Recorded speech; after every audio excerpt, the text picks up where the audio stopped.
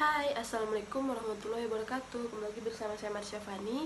Di video kali ini saya akan membahas tentang perbedaan karya sastra pada angkatan Jepang dan angkatan 45.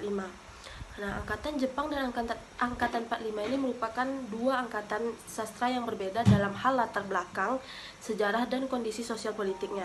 Hal ini tercermin dalam perbedaan karya sastra yang dihasilkan oleh kedua angkatan tersebut. Nah, yang pertama, Angkatan Jepang. Angkatan Jepang lahir pada masa pendudukan Jepang yang berada di Indonesia. Masa ini ditandai dengan berbagai perubahan baik dalam bidang politik, ekonomi maupun sosial budaya. Perubahan-perubahan tersebut juga berpengaruh terhadap perkembangan sastra di Indonesia. Pada masa ini, sastra Indonesia banyak dipengaruhi oleh sastra Jepang. Hal ini terlihat dari penggunaan bahasa dan gaya penulisan yang lebih sederhana dan cenderung bersifat propaganda. Nah, lalu ada angkatan 45. Angkatan 45 ini lahir pada masa awal kemerdekaan Indonesia. Masa ini ditandai dengan berbagai gejolak sosial politik seperti perang kemerdekaan, revolusi, dan konfrontasi dengan Malaysia. Gejolak-gejolak tersebut juga berpengaruh terhadap perkembangan sastra di Indonesia. Pada masa itu, sastra Indonesia lebih bersifat realistis dan ekspresif. Hal ini terlihat dari penggunaan bahasa yang lebih kompleks dan gaya penulisan yang lebih lugas. Nah, berikut beberapa perbedaan karya sastra pada angkatan Jepang dan angkatan 45. Yang pertama dari segi bahasa. Nah, bahasa yang digunakan dalam karya sastra angkatan Jepang lebih sederhana dan cenderung bersifat propaganda. Hal ini karena pada masa ini bahasa Indonesia masih dalam masa perkembangan. Sedangkan bahasa yang digunakan dalam karya sastra angkatan 45 lebih kompleks dan cenderung bersifat realistis.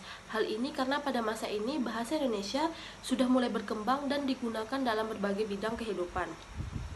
Lalu dari segi gaya penulisan yang digunakan dalam karya sastra angkatan Jepang juga lebih sederhana dan cenderung bersifat propaganda. Hal ini terlihat dari penggunaan bahasa yang langsung dan tidak berbelit-belit. Lalu gaya bahasa yang digunakan dalam karya sastra angkatan 45 lebih lugas dan cenderung bersifat ekspresif. Hal ini terlihat dari penggunaan bahasa yang lebih figuratif dan gaya penulisan yang lebih bebas. Lalu yang terakhir dari segi tema. Tema yang diangkat dalam karya sastra angkatan Jepang lebih beragam, tapi cenderung bersifat patriotik. Hal ini karena pada masa ini bangsa Indonesia sedang berjuang untuk membebaskan diri dari penjajahan Jepang. Sedangkan tema yang diangkat dalam karya sastra angkatan 45 lebih beragam, tetapi cenderung bersifat nasionalistik dan sosial politik. Hal ini karena pada masa ini bangsa Indonesia sedang berjuang untuk membangun negara yang merdeka dan bersatu.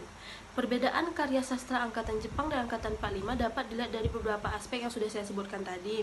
Perbedaan-perbedaan tersebut disebabkan oleh perbedaan latar belakang, sejarah, dan kondisi sosial politik yang melatar belakangi lahirnya kedua angkatan tersebut. Nah, itu tadi penjelasan mengenai perbedaan karya angkatan Jepang dan angkatan 45. Terima kasih.